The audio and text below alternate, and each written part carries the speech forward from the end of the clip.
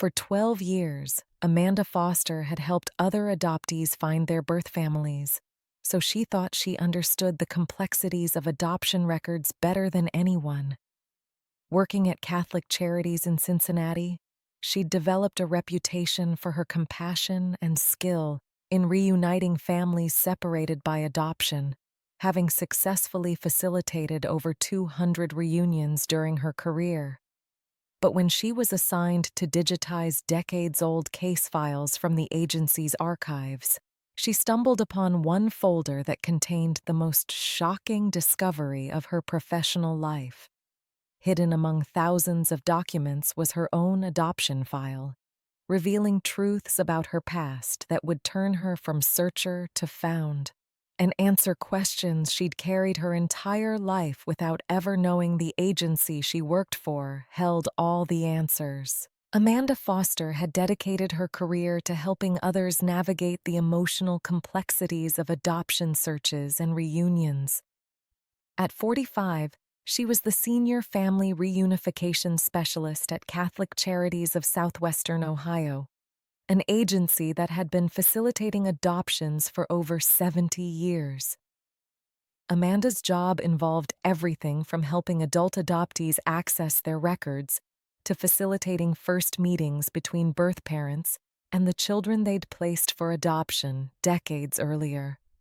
What made Amanda particularly effective at her job was her own experience as an adoptee.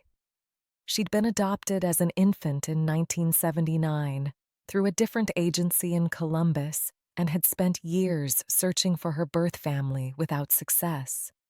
Her adoptive parents, Robert and Mary Foster, had been loving and supportive, but Amanda had always felt a deep curiosity about her origins.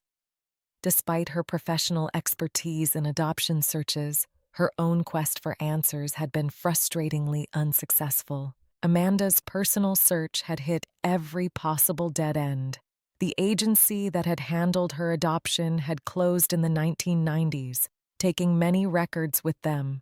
Her original birth certificate remained sealed, and various search techniques she'd tried over the years had yielded no useful information. She'd registered with multiple reunion databases, submitted DNA samples to genealogy services, and even hired a private investigator, but nothing had provided clues about her birth family. This personal experience had motivated Amanda to become excellent at her job. She understood the longing that drove adoptees to search for their origins, and she'd developed innovative techniques for working with incomplete records and navigating bureaucratic obstacles. Her success rate in facilitating reunions was among the highest in the state, and she'd become a sought-after speaker at adoption conferences throughout the Midwest. In September 2024, Catholic Charities received a grant to digitize their historical adoption records dating back to the 1940s. The project was massive.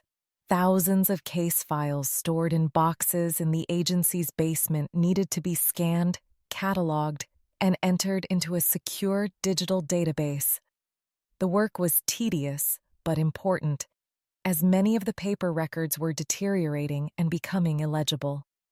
Amanda volunteered to oversee the digitization project, seeing it as an opportunity to create better resources for future reunion searches.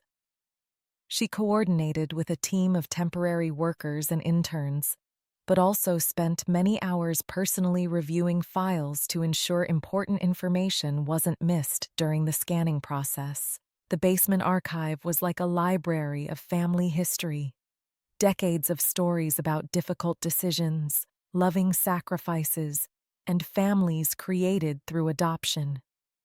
Amanda found herself emotionally moved by many of the cases, particularly those from earlier eras when social stigma made adoption placement even more traumatic for young mothers. The files were organized roughly by decade, though the system was imperfect after years of storage and reorganization. Amanda worked methodically through each box, scanning documents and entering basic information into the database. She'd been working on files from the late 1970s when she came across a box that had been misfiled, containing cases from 1979, mixed in with records from 1981. On a Tuesday afternoon in October, Amanda opened a manila folder labeled Baby Girl Foster, case number 1979-0847. The surname Foster caught her attention. It was her own adoptive family name, though she knew that was probably coincidence. Many of the case files were labeled with temporary names assigned by the agency until adoptions were finalized. But as Amanda opened the file and began reading the intake notes, details began matching her own story in ways that made her hands shake. Birth date, November 12, 1979. Birth hospital, Grant Medical Center, Columbus. Birth mother, Jennifer Marie Castellano, age 17. Adoptive family, Robert and Mary Foster, Cincinnati. Amanda stared at the documents, reading and rereading the information. November 12, 1979 was her birthday. Grant Medical Center in Columbus was where her adoptive parents had told her she was born. Robert and Mary Foster were her adoptive parents. This wasn't a coincidence. This was her own adoption file, somehow mixed in with Catholic Charities records, even though she'd been adopted through a different agency. The file contained far more information than Amanda had ever been able to access about her adoption. There were detailed intake notes about her birth mother, Jennifer, including her family background, the circumstances of the pregnancy, and her reasons for choosing adoption. There were also documents related to the placement process, including the home study conducted on Robert and Mary Foster, and notes from social workers involved in the case. Amanda discovered that her adoption had actually involved both agencies: the Columbus agency, where Jennifer had initially sought help, and Catholic Charities in Cincinnati, which had handled the placement with the Foster family. This dual agency involvement explained why Amanda's searches through either agency individually had been unsuccessful, and why her file had ended up in Catholic Charities archives despite her belief that they hadn't been involved in her adoption. Reading about her birth mother for the first time was overwhelming. Jennifer Castellano had been 17 years old, a high school senior from a working-class Italian-American family in Columbus. According to the social worker's notes, Jennifer had been an excellent student planning to attend college, but had become pregnant with her boyfriend, who'd abandoned her when she told him about the pregnancy. The file contained Jennifer's own written statement about her decision to place Amanda for adoption. "I want my daughter to have opportunities I can't give her. I'm not ready to be a mother, and my family can't help support a baby. I hope someday she'll understand that this decision comes from love, not abandonment. I want her to know that I'll think about her every day and hope she has a wonderful life." There were also documents showing that Jennifer had specifically requested that Amanda be placed with an educated family that would support her academic development. She'd asked that the adoptive parents be told she was intelligent and hoped they would encourage her daughter's education. Robert and Mary Foster, both teachers, had seemed perfect for Jennifer's wishes. Most shocking of all, the file contained information that had been hidden from Amanda her entire life. Jennifer had not simply disappeared after the adoption. She had maintained contact with the agency for several years, providing updated contact information and expressing interest in reunion when Amanda became an adult. There were letters from Jennifer on Amanda's 1st, 5th, 10th, and 18th birthdays, all addressed to the agency and asking them to forward her contact information if Amanda ever wanted to make contact. The letters revealed that Jennifer had finished high school, attended Ohio State University, and become a social worker herself.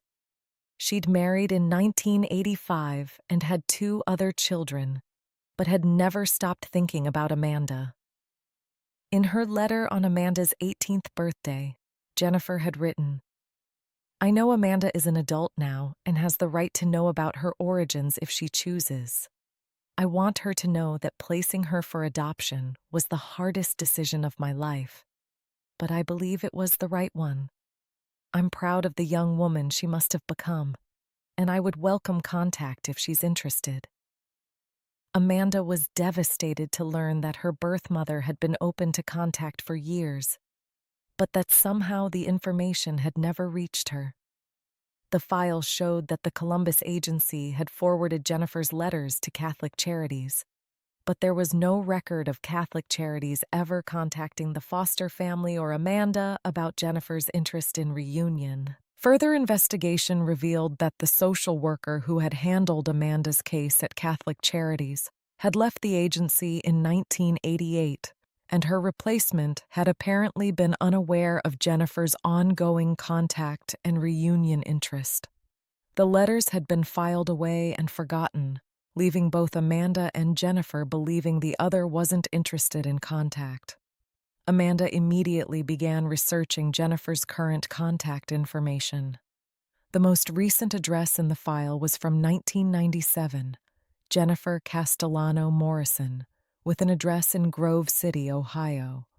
Amanda used her professional resources and public records to track Jennifer's current information, discovering that she was now Jennifer Morrison, still living in the Columbus area and working as a school social worker. The decision to make contact was both exciting and terrifying for Amanda. She'd spent years wondering about her birth mother, but now that answers were within reach, she worried about disrupting Jennifer's life or discovering that reunion wouldn't live up to her expectations. Amanda decided to send a letter through the agency's official reunion services, allowing Jennifer to decide whether she wanted contact. She wrote carefully, explaining who she was, how she'd found Jennifer's information, and expressing her gratitude for the letters Jennifer had written over the years that Amanda was just now receiving. Jennifer's response came within a week, and it was everything Amanda had hoped for. Jennifer was overjoyed to hear from Amanda and had indeed been hoping for contact for 25 years. She'd assumed that Amanda's lack of response to her letters meant Amanda wasn't interested in reunion, so she'd stopped reaching out but had never stopped hoping. Their first phone conversation lasted 3 hours, with both women crying and laughing as they shared 25 years of life stories. Jennifer told Amanda about her other children, Amanda's half-siblings, and about how she'd become a social worker partly because of her experience with adoption. Amanda shared her own career path and how her adoption experience had led her to help other families reunite. The reunion expanded Amanda's understanding of her identity in beautiful ways. Meeting Jennifer and her half-siblings gave Amanda a sense of genetic connection she'd never experienced. She learned that her love of reading came from Jennifer, who was an avid book lover. Her talent for helping people through difficult situations was a trait she shared with Jennifer, who'd built her career around supporting families in crisis. Jennifer's family welcomed Amanda warmly, and Amanda's adoptive parents were supportive of the reunion. Robert and Mary Foster had always encouraged Amanda to search for her birth family, and they were grateful to finally meet the young woman who'd made the difficult decision that brought Amanda into their lives. The discovery of her own file also led to changes in how Catholic Charities handled reunion services. Amanda worked with the agency to improve their record-keeping systems and ensure that birth parent contact information was properly tracked and shared with adoptees when appropriate. Her experience demonstrated how crucial proper communication and record-keeping are in adoption services. Amanda's professional work was enhanced by her personal reunion experience. She became even more effective at helping other families navigate the search and reunion process, understanding both the adoptee and birth parent perspectives in ways that informed her counseling approach. Today, Amanda maintains close relationships with both her adoptive family and her birth family. She often reflects on the irony that she spent years searching for information that was literally sitting in the basement of the building where she worked every day. Her story has become a powerful example of how adoption records are living documents that connect families across time, and how the smallest administrative oversights can keep families apart for decades. Jennifer often visits Amanda at work, and they've collaborated on presentations about the importance of maintaining accurate adoption records and supporting reunion services. Amanda's discovery of her own file has led to policy changes that will help future adoptees and birth parents connect more easily. The digitization project that revealed Amanda's history was completed successfully, and the improved database has already facilitated dozens of additional reunions. Amanda takes special satisfaction in knowing that her discovery of her own story has led to better resources for other families seeking their own answers.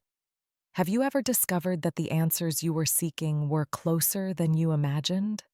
Sometimes the most important discoveries happen in the most ordinary circumstances, like organizing old files or cleaning out storage rooms. Share your story in the comments below, and don't forget to like and subscribe for more incredible true stories about family, identity, and the unexpected places we find the missing pieces of our lives.